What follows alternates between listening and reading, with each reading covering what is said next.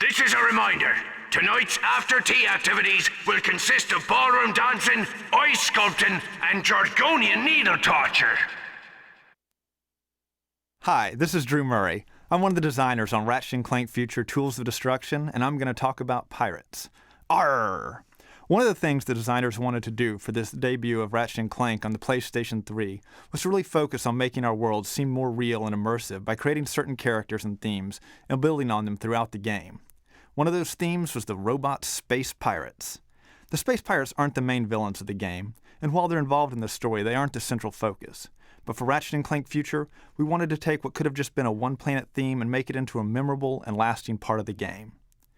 We started by creating a diverse collection of pirate enemies, who in different combinations could provide an interesting challenge over a number of levels. Then came up with our special characters, Captain Slag and his sidekick, Rusty Pete. These guys are big players in our cinematics, and Slag provides a great boss battle at the end of the level that you're playing. Lastly, we developed some special gameplay elements that were built around the pirate theme to really immerse the player in the world of robot space pirates.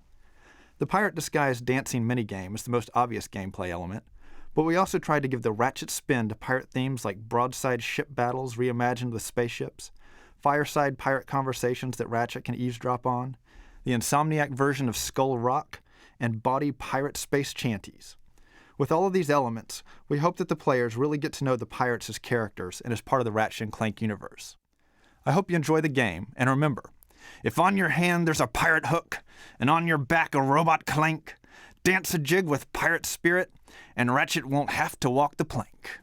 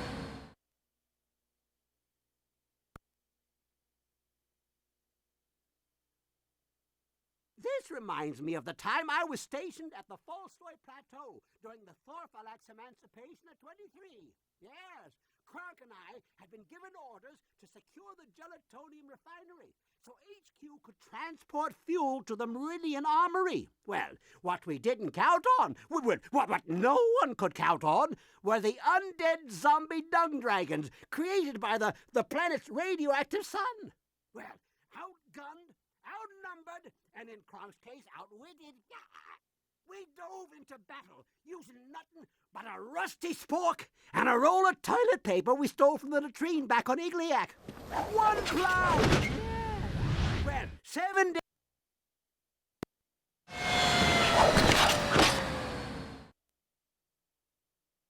Space burgers give me the farts.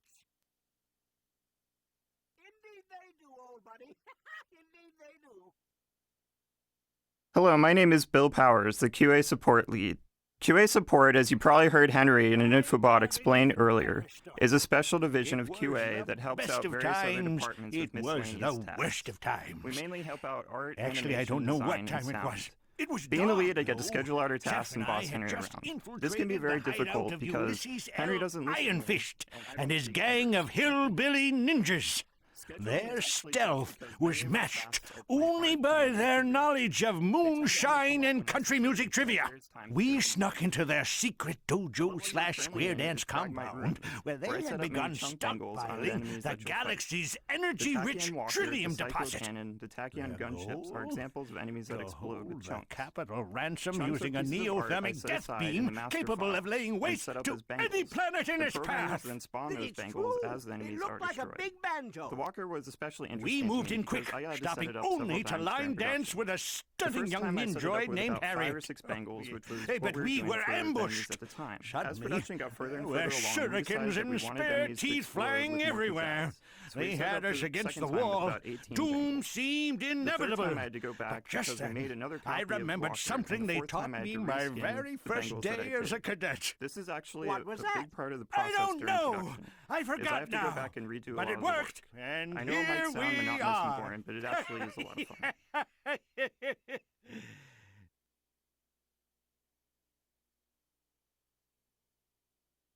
Ratchet, what are you waiting for? Meridian City is being attacked!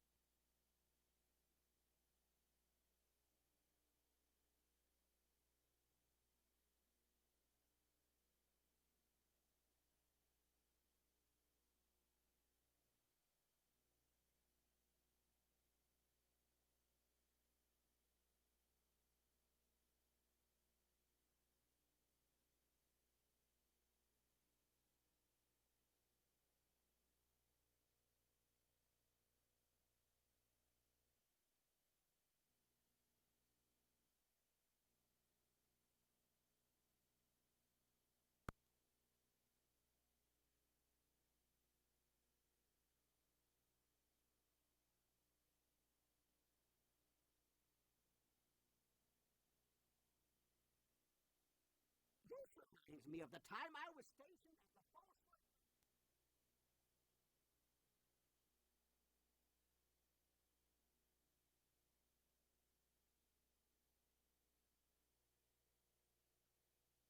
Ratchet, what are you waiting for?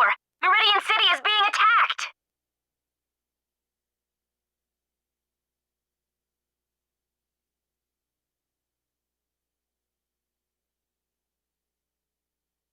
Hi, everyone. This is Phil Alora. And this is Peter Cornforth from Insomniac Cinematic Team.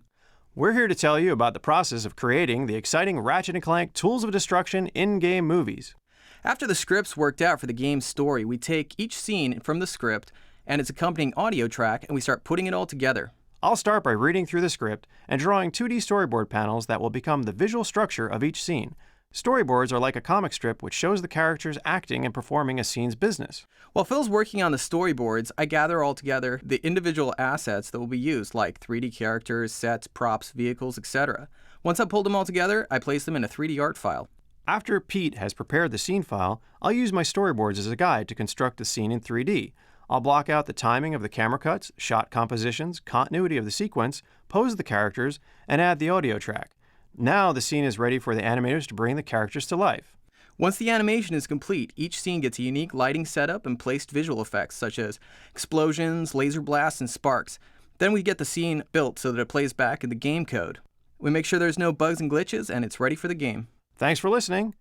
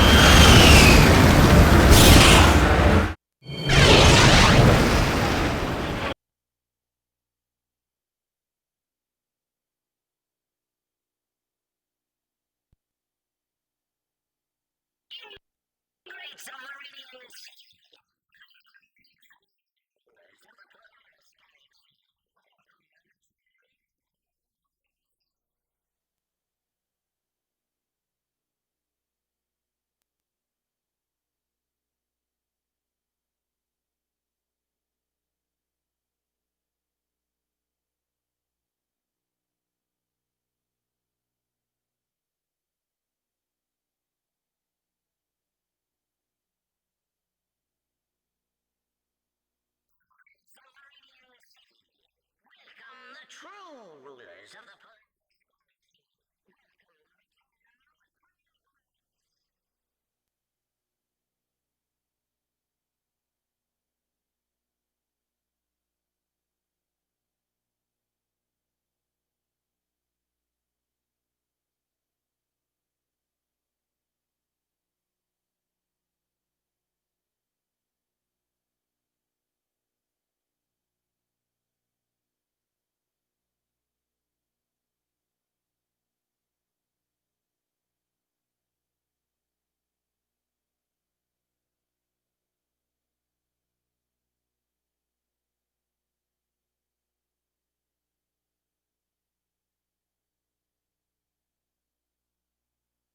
In order to keep our casualty rate low, we ask that you remain in your homes during this period of transition. All right, Chief. What? To do so will result in...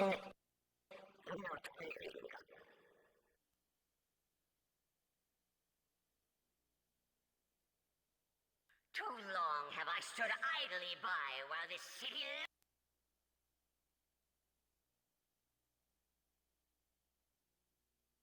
In order to keep our casualty rate low,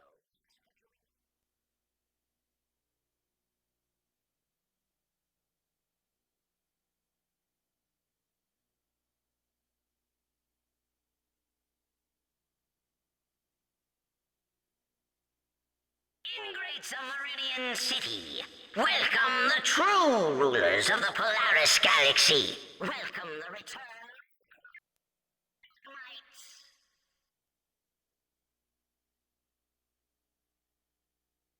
Donde está la biblioteca?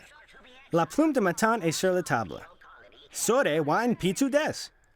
Oh hi, I'm Giacomino Veltri.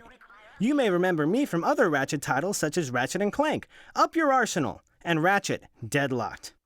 I was just translating some critical lines of dialogue, but let me take a minute to tell you about one of the many tasks I work on for Ratchet & Clank Future, Tools of Destruction. The wonderful world of localization. Localization is the process by which game assets are converted to a form more suitable for other cultures.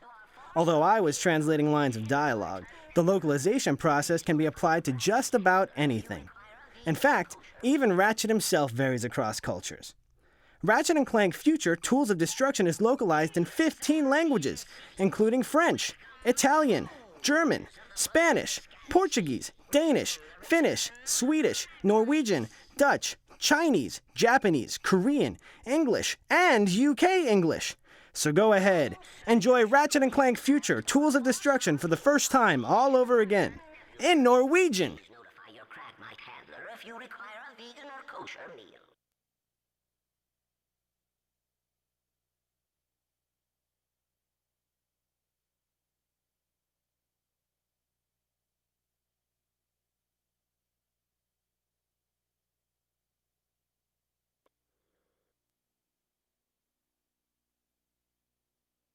In Great Meridian City, welcome the true rulers of the Polaris Galaxy. Welcome the return.